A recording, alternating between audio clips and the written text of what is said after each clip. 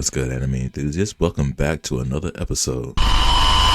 What's good, anime enthusiasts? Welcome back to another episode. What's good, anime enthusiasts? Welcome back to another. Okay, something's going on here. Why do we keep looping back to the intro? Is this a bug? It feels going wrong here. This episode is okay. I'm not mad at the episode. I'm not frustrated at the episode. It just poses a lot more questions, and I don't know if it contradicts itself. Maybe everything sort of makes sense, but I'm still having, I guess, a little bit of trouble trying to understand things. Like, I was chatting with Darkfire when he posted his comment, and I had those questions that I had, and he answered responsibly, and I dig that. I like the funny one, last one. He said, "I don't have the credentials for that access to the information." I was like, "All right, bud, I get you. I understand." But still, I have to wonder. Still, the main question that's still on my mind is, why eliminate the real Yuri for this bug one to exist? Or maybe that doesn't happen? You're gonna have to help me out here. So, okay, I can just go to my YouTube here and pull up the actual comment. W Darkfire, by the way. Oh my god, this is so well written. For real. Let me see. So my 4 things that I told him about in that episode is, 1, why does Nos bother to create bug Yuri in the first place, right?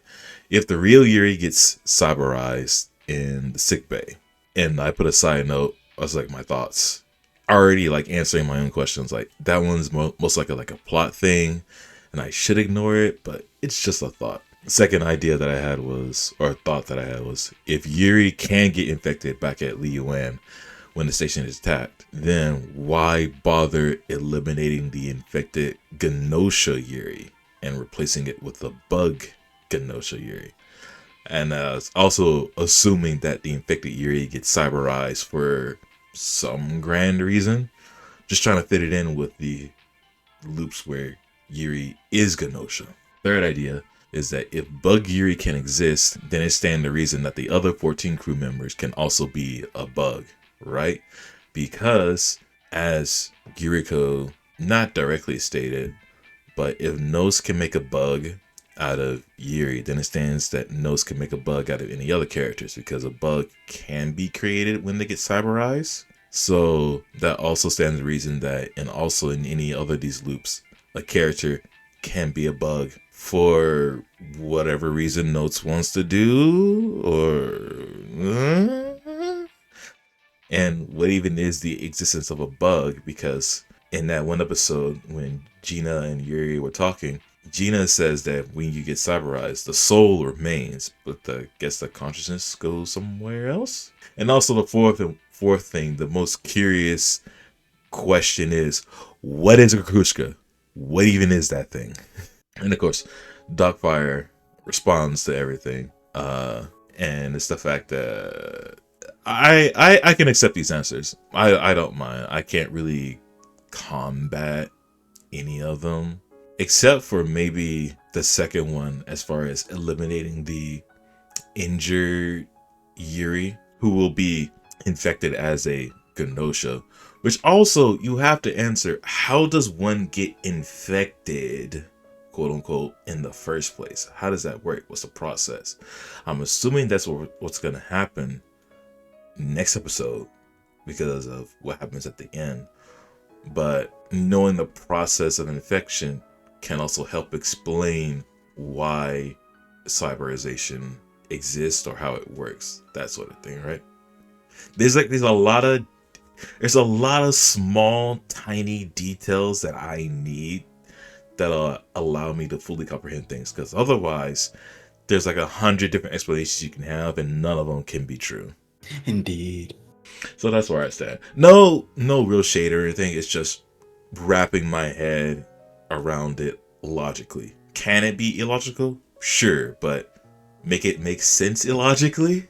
We're talking about anime and science fiction and time looping and shenanigans. this gets really rough, especially since we're at the definitive Groundhog Day loop, right? This is like the classic scenario that like every time regression story we've talked about ever goes through, right? So this one is definitely a mind breaker. And looking at the Reddit, I'm pretty active on the Reddit.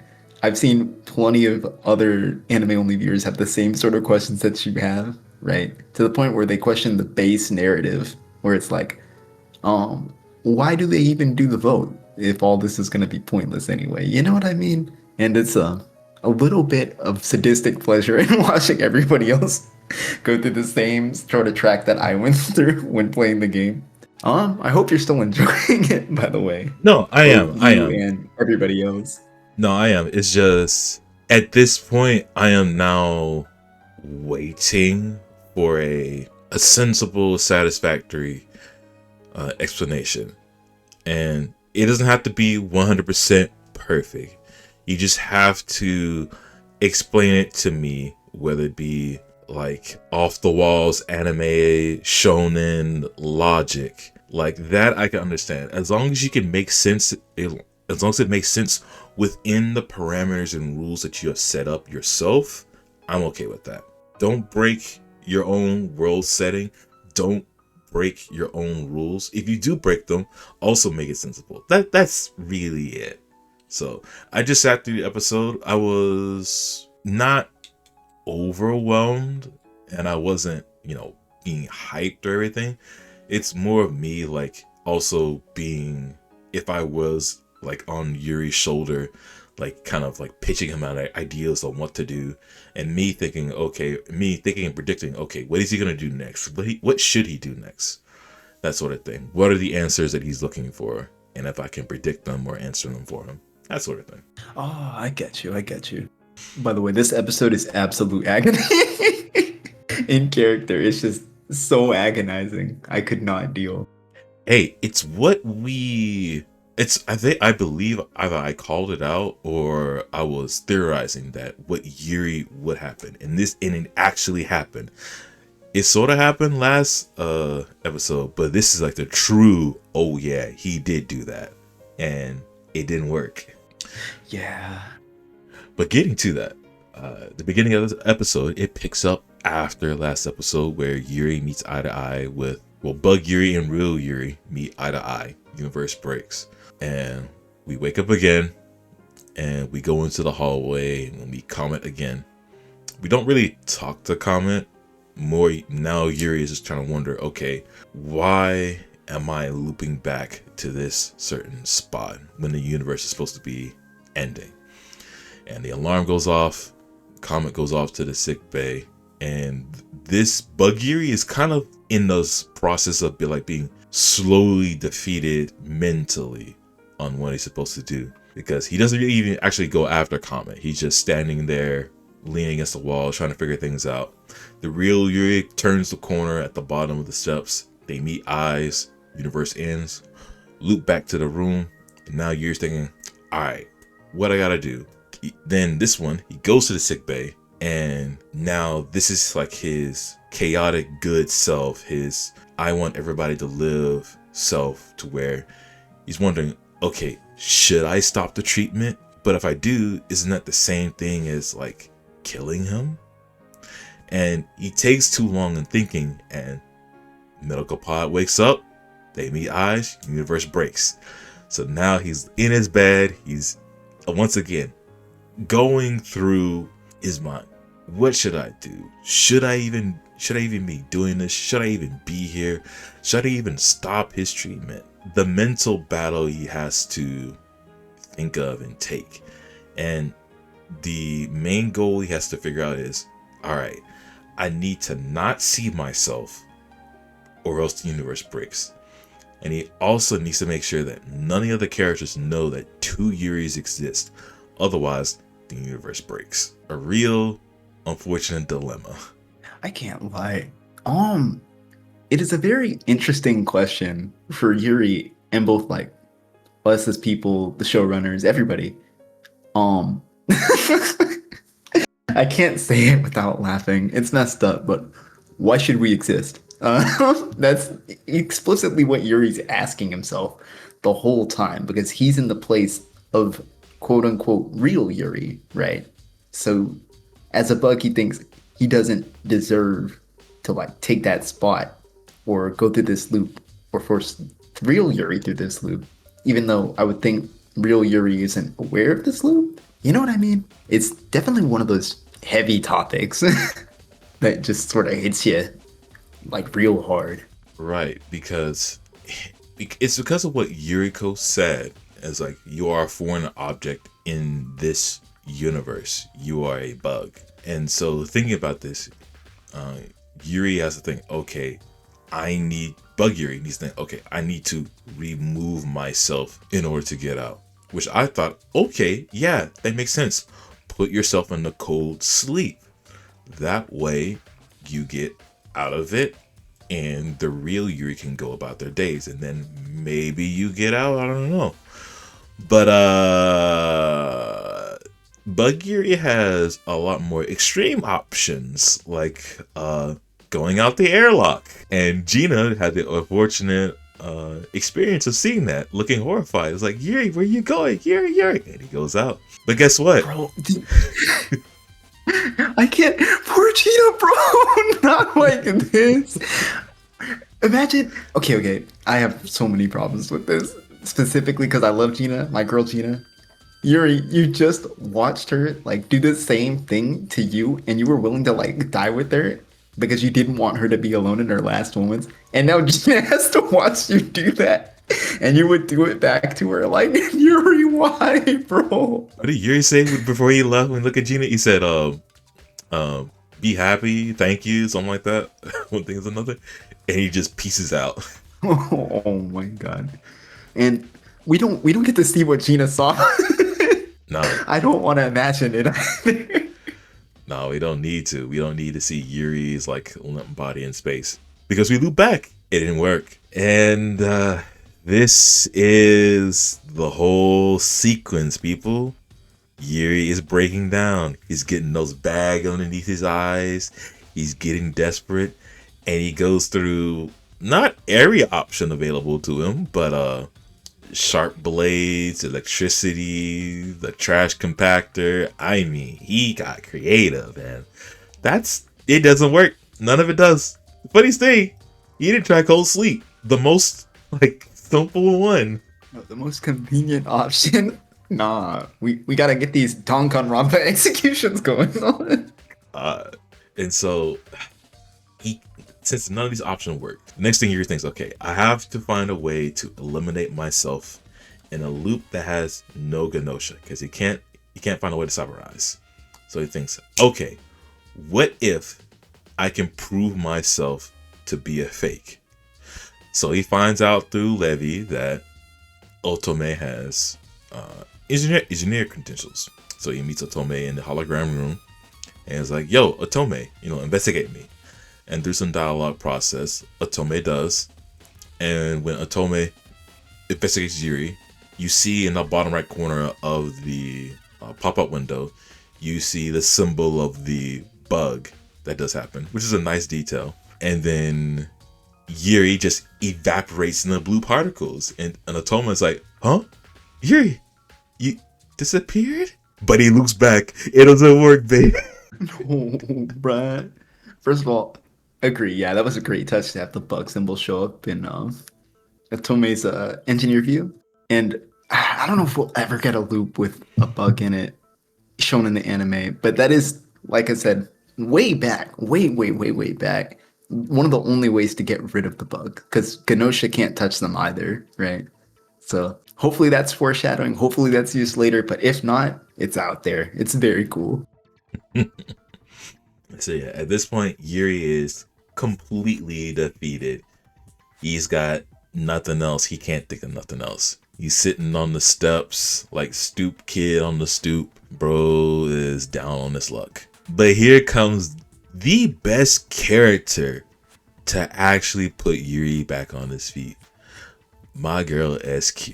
Bummed out Yuri gets some sushi with wasabi to shock him back to his senses. Pulls him out of his stupor. And SQ is like, You look like you're seeing a ghost. Man, you look like you're trying to like eliminate yourself, which is on brand. As cute he is. Bro got so red. SQ is so refreshing. Just like so forward and like upbeat about such a dark topic. I love her. So, and after that, after noticing like Yuri's separation, Yuri kind of feeling that okay, I am SQ's like trying to cheer me up. He actually breaks down and he starts crying. Yeah, he is fully hit that limit. So back in Yuri's room, Yuri explains to SQ his situation and how he's looping and how the universe will end. And SQ is really taking it all on the chin or letting it pass by her, because the main thing that she leverages is that, hey, are you really okay with all of this? And SQ, and this is why SQ is like the best person for this, is that she explains that Yuri, you have lived all this time, as she attempts to get through him. And SQ is like, well, if you don't deserve to live, then I don't deserve to live. No, wait, hold on. I'm sorry. No. No, that's pretty much it. No, it's when Yuri speaks it first, right? He says like, I'm a fake, I'm a bug, I have no memories, I don't deserve to live. And then yet SQ's like, well, by that logic, I shouldn't deserve to live either. And then SQ's like, hey, what do you think my name means? And then Yuri bluntly, no emotion, just says, you're the 511th copy of Manon. And SQ's like, dang, you're kind of smart. But hey, I'm pretty much worse than you, right? I'm a copy, I'm a fake. And she goes on, it's like, it doesn't matter. Like, if I eat delicious food, it's delicious to me. If my heart skips a beat when I meet a hot guy. I see my nails, they're very pretty. It's why I'm alive. It doesn't matter if I'm a copy or a fake. And then Yuri just had to think like, I'm thinking I'm a copy, while this copy is sitting right here this whole entire time. SQ. Oh my gosh. Oh, damn. Where do I start? SQ's the best. SQ is the best. That is the best place to start. Her encouragement here is just like the perfect counter, right? Saying like, even if you don't really feel like you should, and I'm gonna stop saying exist because that is a little dramatic, but like, even if you don't feel like you have the right to certain pleasures, the fact that you still experience them gives you a reason to keep pushing, right?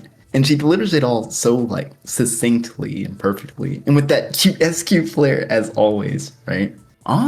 I did have a theory, and I've talked to Soren about this before, where like the first half of the anime is gonna sort of turn on its head in the second half, right? And I don't think this one lines up with the SQ episode, but it's really, really close where Yuri gets to know SQ originally. You know what I mean, Soren? It's funny that Yuri forgot. Well, I won't say forgot, but he didn't put two and two together, because he did know of SQ already. He knows of Manon, but specifically, he knows that SQ is not an actual like born person, or at least a born person like from birth. More or less, SQ is just another body for another person to like jump into. But this SQ in particular already gained her conscious through some way or another, and is now living their own life. Are they a copy of a copy of a copy? Yeah, but you kind of think that Yuri should have already clocked that in his mind when he sees SQ, or when he's getting down this desperate. He should remember, oh, SQ was like this, I shouldn't be like this. This is, I guess you get more like into like a mental health kind of thing, where each and every person has their own specific battle to fight, and you really need that one other person to actually come up to you and talk about their experiences, even though that you already know about it. Once they come up to you and talk about it, then you start to realize you're not alone in that particular situation or scenario, but you do have there are some people out there in the world that are like you or have that situation. So it's not all that bad. And if you see SQ being lively and bubbly and not really caring about that situation, then that gives you the confidence, encouragement, and the healing that you need to get through your situation. No, definitely, right? Because Yuri was going through that depressive spiral, I guess suicide spiral, and even like when they're talking to SQ, they refuse to like extend themselves any sort of grace in their attempts to solve this problem, right? And it's very emblematic of like a real life situation. Uh, transhumanism, transhumanism is like an amazing concept specifically for this reason, where you find ways to extend grace to things that are very alien, very like out there, very much not within your wheelhouse, right? It's cool, man. We love SQ. Put a "we love SQ" counter on the top right corner. Don't let me do that. I will put that into 100 immediately. But after that emotional scene, we do loop back, and I want to shine this scene in particular because when Yuri loops back, there's like this glitch effect, and he drops his like drink. But when he loops back into his room and he's sitting on his bed, there is a faded out drink on the floor. JD, what does that mean? What does that mean? Okay, play oh no, I forgot the song. Fragrance of Dark Coffee from Ace Attorney, right? It means that the spirit of SQ from a loop where they don't even fully know Yuri is still with him, right? That the memory of those experiences and like all the love and support that he got should still carry him through his next loops, even if they feel impossible. You know what I mean? And that's probably not at all what it means, but that's my headcanon, right? Okay, you don't know. Okay. That's right. Yeah. Bro, when I saw that, I was like, what's going on? That has to mean something, right? Why would you show that the loop or universe sort of ended? Wait, hold on. No, I gotta go back to that. Hold on. Let me go back to that. Did we actually like fully break down like usual or no? We had the glitch effects come through, and Yuri's like sitting on his bed. He wakes up already sitting up, and the coffee cup is there. Yeah. But when the universe ends, it's supposed to gray out and break down. Oh yeah, and dissolve, right? Yeah. Hold on. I'm getting there. That's SQ. Way too far. God, I love this anime, guys. Okay, hold on. SQ. We get the thing. Okay, wave. No, we don't break down. What does that mean? What does it mean? I think it's just shorthand. You know? No, I don't care. No, it's not consistent. I think the words like an anonymous something has appeared in the medbay is like our new sort of infinity loop reset. You know, that's the signal, right? No, it's not. Because I just saw it. No, it's not. Because after the talk with Setsu, it did the glitch effect, it did the gray, and then it didn't break down, but we knew that the universe ended right there. At SQ, it did it gray. Make it consistent. Make it consistent. Let me check the Setsu talk. Make it consistent. Let me check the Setsu talk. I'm going. I'm gonna crash out. Okay, so the thing comes on, an anonymous life form has been detected in the sick bay. I repeat, and then it does the thing. Wait, no, okay, so there is no dissolving, but it fades out before the dissolving happens. You know what I think it's just shorthand. That's just shorthand, too. Okay, I can't complain because when Yuri went into the particles. Wait, no, that makes sense. Yuri went into particles. We didn't University end. Man, hold on. And the others didn't make sense as well. It's only when existence of Yuri matters is when it breaks down. No, it can't be a shorthand. Something's wrong. And the reason why is because we saw that it has to make sense.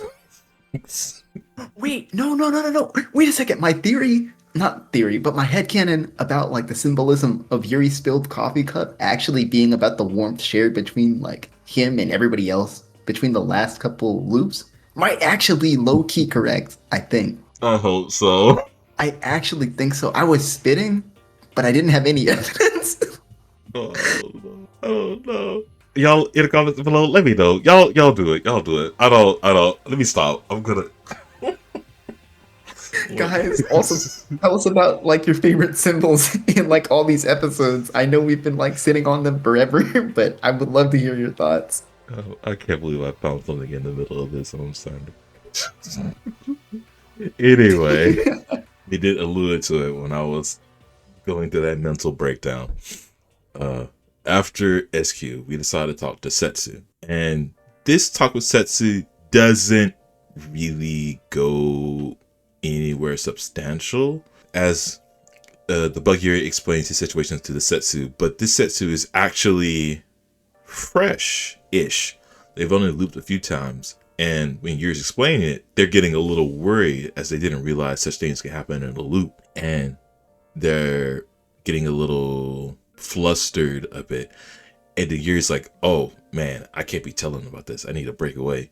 And so instead, Yuri gives some words of hope, encouragement, confidence, telling them, hey, believe in yourself. Everything will be fine. And then we loop again. The universe ends. Which... Wait, okay. There's a thing. There's a thing. That Yuri says to Setsu that everybody should applaud for. Oh my god, please go. Believe in yourself. No, there's one thing I know.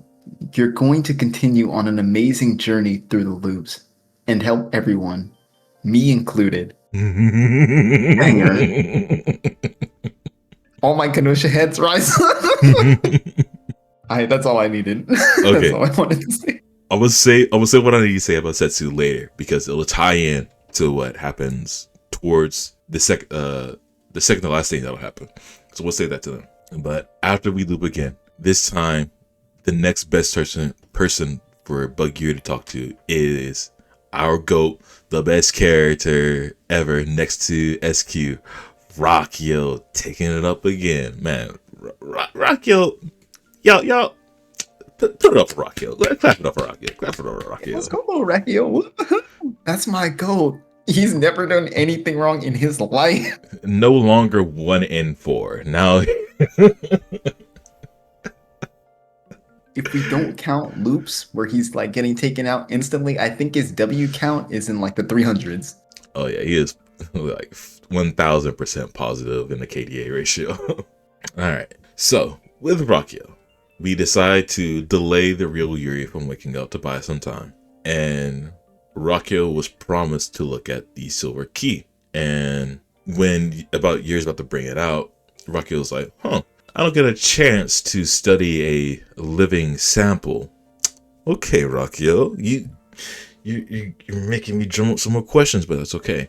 And this next part really irritated me. Rockyo says the famous quote that everyone loves to say. First it was Setsu, then it was Yuri, and now Rockyo. Doubt not, fear not, and know. Knowledge will save all. And I thought, wait, Rockyo, do you know that? And then nothing happens. And then Rockyo says, looks like it's bound to you. Excuse me? What is this silver key? What is it doing? What do you mean it's not responding and it's definitely attached to yourself? What's that mean? What is this? What does it mean indeed? The silver key is a living organism that wants to gain knowledge, and it attaches itself to a host, and it'll make the host loop back so it can gain this information over and over and over, giving it certain scenarios in different world lines and stuff. Okay, what do you mean there's a secret code word to activate this living organism that it's supposed to be, that'll attach it to yourself, it'll make you loop? What is that? Seems like good security, good device security, you know? So what is that supposed to do to help? Why does it exist? Why is it called a silver key? Yeah, what does it unlock? It's called a key for a reason. What's the Ouroboros mean? Ouroboros means infinity. We're infinitely looping back in time and time again.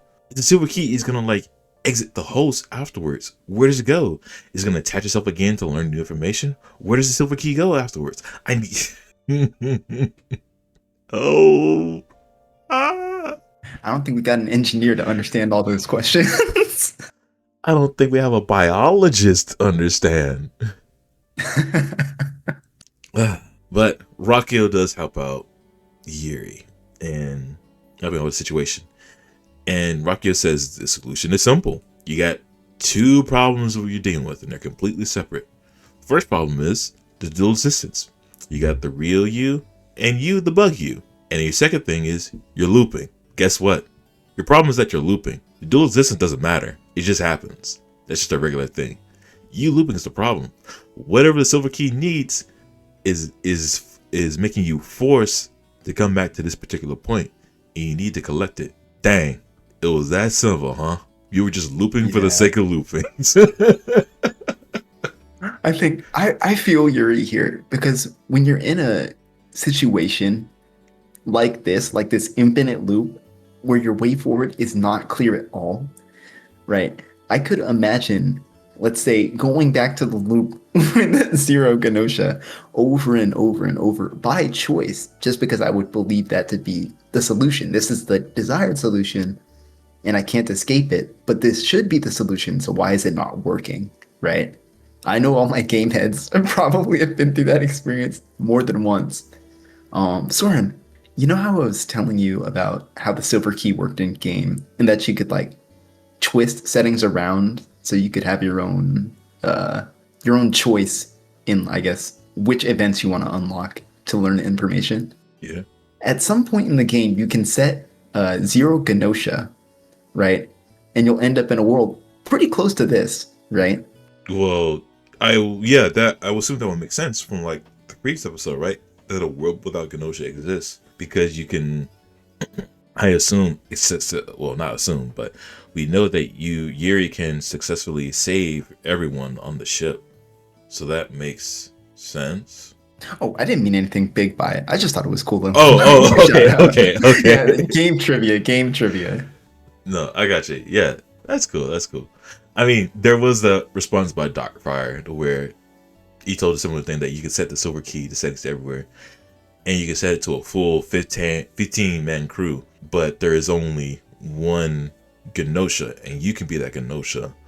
Which then prompts the question: if that's the case, then who is eliminating the real Yuri to put in the bug Yuri in that slot? I don't know, man.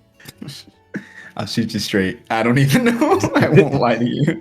Yeah, because that's the whole deal. Is that why are we eliminating an injured Yuri in a sick bay in the first place? Like, who is doing that? Who snuck on board, or is Nose like manipulating things in the first place, or is it the silver key?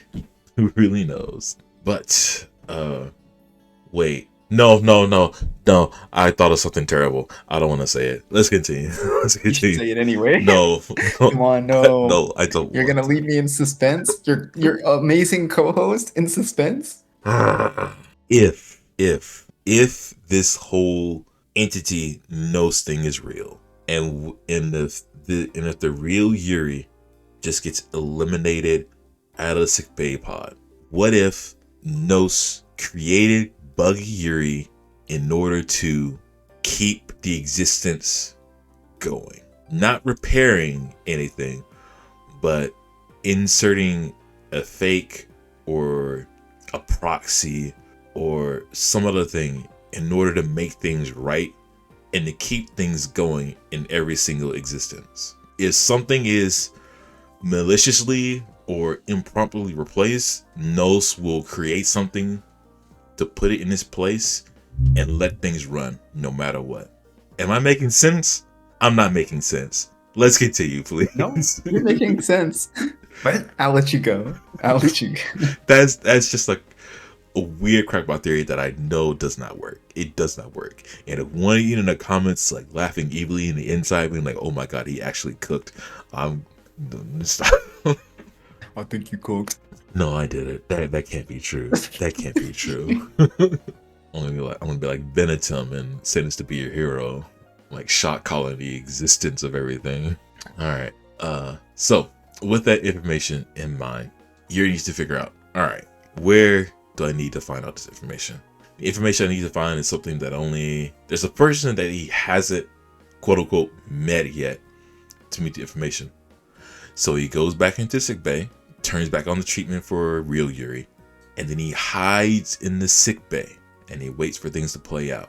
So Setsu walks in, doing the normal intro thing, do you understand? And the real Yuri is, a little dazed from everything.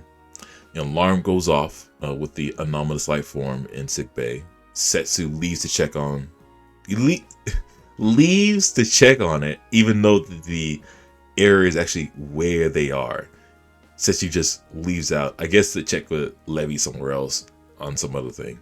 But after that, Chippy walks in to check in on the real Yuri.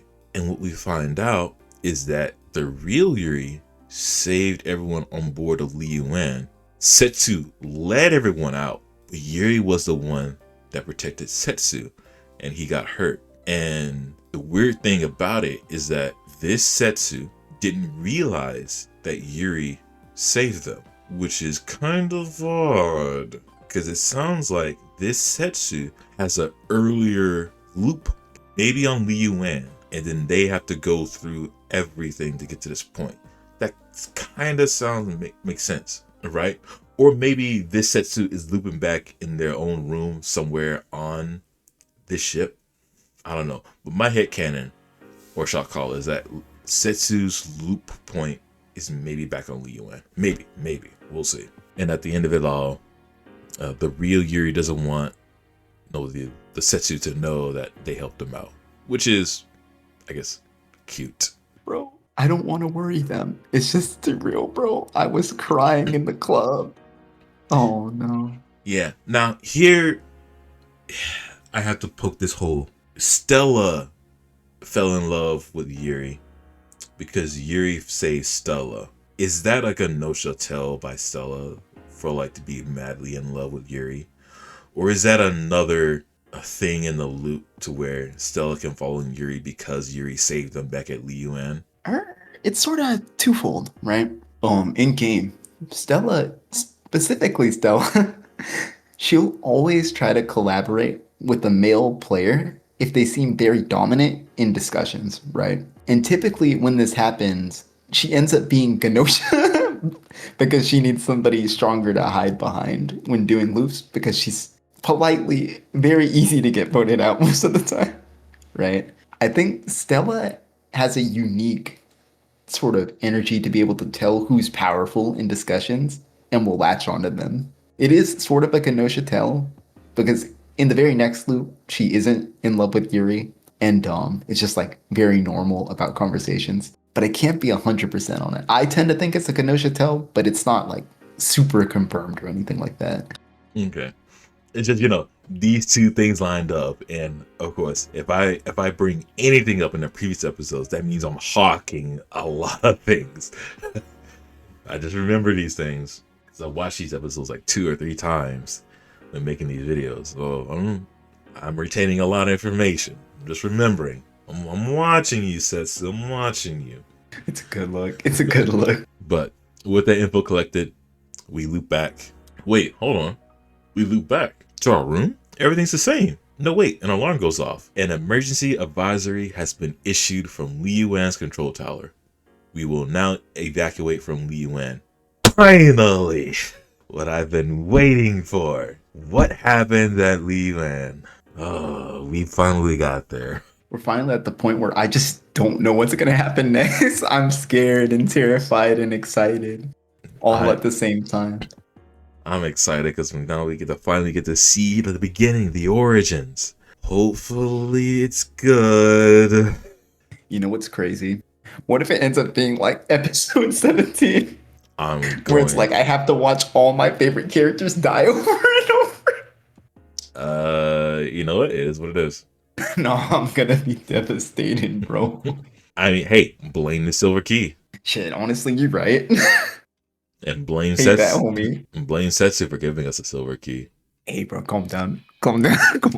And then blame Yuri for potentially, maybe, giving Setsu their silver key. I'm just saying, we have a loop going on here. Maybe. We do have a loop going on. That's the thing. But yeah. like I said, it was just a episode where I was just trying to internalize things, ask questions, and seeing where things pop up. But overall, I just need more. That's all. I just need more. No, this was a great episode. I love reading all the discussions, both on the Reddit and having this one with you about how people are reacting. It's pretty great. I hope everybody's minds are going to be blown later too. They are not as bad as me. I'll tell you that. They don't. I guess they aren't crashing out as bad as I am. Oh no, it's worse.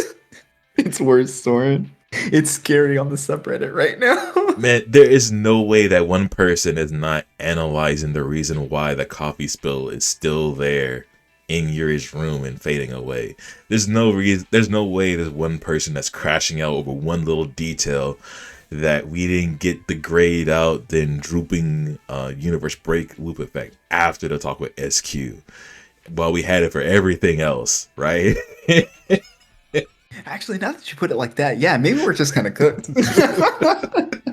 I'm cooked. What you mean? You're the one with all the information. I mean, yeah, but when you're in a group setting, you're doing some cool stuff. Everything is a we sort of thing. It's like when you ask your man's, "Hey, bro, why are we chopped?" You don't say, "I'm not chopped." You say, "I don't know." I have to wonder, was there at any point thus far to where I overanalyze something extremely niche and then you in your mind go like, dang, I didn't think about that. Hold on, do I need to reevaluate my thoughts? Constantly, bro. There's a reason why I have you play the Gnosia live sound effects so much. Different minds give you different perspectives, especially one that is crazy as mine. But let anyone who's watching, listening, let me know what y'all think in the comments below. Let me know if I am cooked. Darkfire, I know you're listening. Don't. I'm kidding. It was soon dark fire, bro. I love all your comments, man. Thank you so much for keeping up the masquerade. Nah, not just Darkfire, too. Everyone else as well that has commented thus far and explaining things and laughing at me and my crackpot theories. I adore each and every one of you in your comments below. And if you don't comment, I know I am in your mind just wondering and thinking, and you're probably thinking like, dang, what is he gonna say next? Am I gonna have to keep the masquerade going? But if nothing else, folks, I hope all of you have a good day, night, evening, morning, wherever you are in the world. And I hope your day is just a little bit better than it already is. With that, we'll catch y'all in the next episode. Peace. Peace late.